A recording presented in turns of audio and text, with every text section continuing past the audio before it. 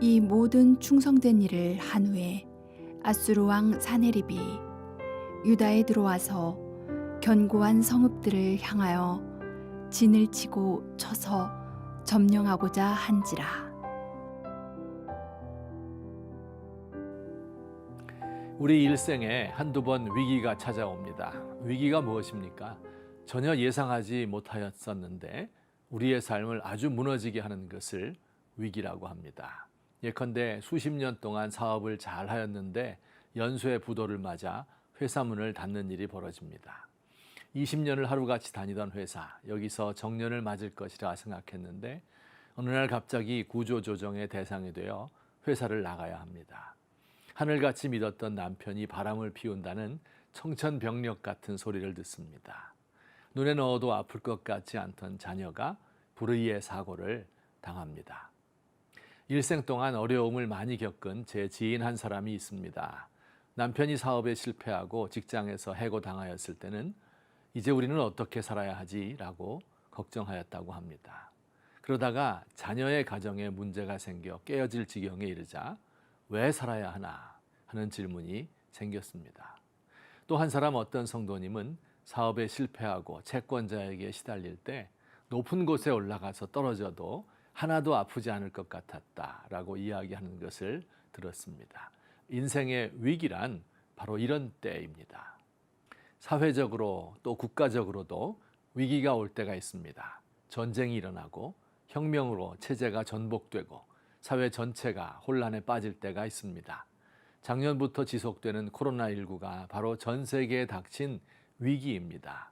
소상공인, 자영업자들 가운데 사업을 접어야 하는 분들, 살 길이 막막한 분들이 많습니다. 위기가 찾아오는 것은 우리의 잘못된 선택 때문일 때도 있지만 많은 경우 우리의 잘잘못과 관계없이 우리가 어쩔 수 없는 거대한 외부의 변동 때문일 경우가 많습니다. 앞에서 예로 든 연쇄부도, 구조조정, 불의의 사고 등은 모두 나의 잘못이 아니지요. 오늘 본문의 주인공인 히스기야 왕에게도 일생일대의 위기가 찾아왔습니다. 바로 당시 초강대국이던 아수르가 18만 5천의 대군을 이끌고 서방 원정길에 나선 것입니다.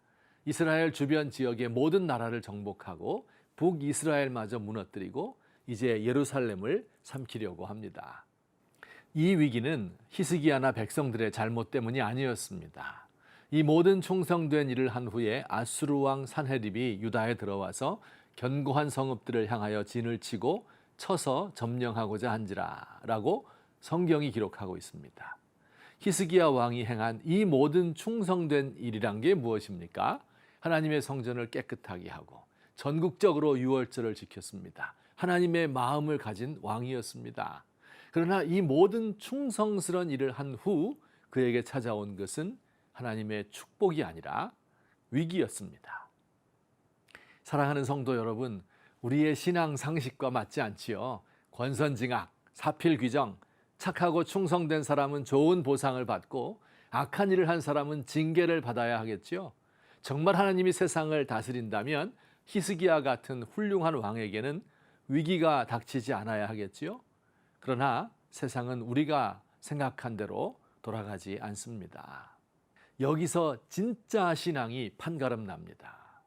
이제껏 가졌던 신앙을 잃어버리고 하나님을 원망하고 불평하면서 남은 삶을 갉아먹는 사람도 있습니다. 자포자기해서 아무렇게나 살고 심지어 스스로 목숨을 끊기도 합니다.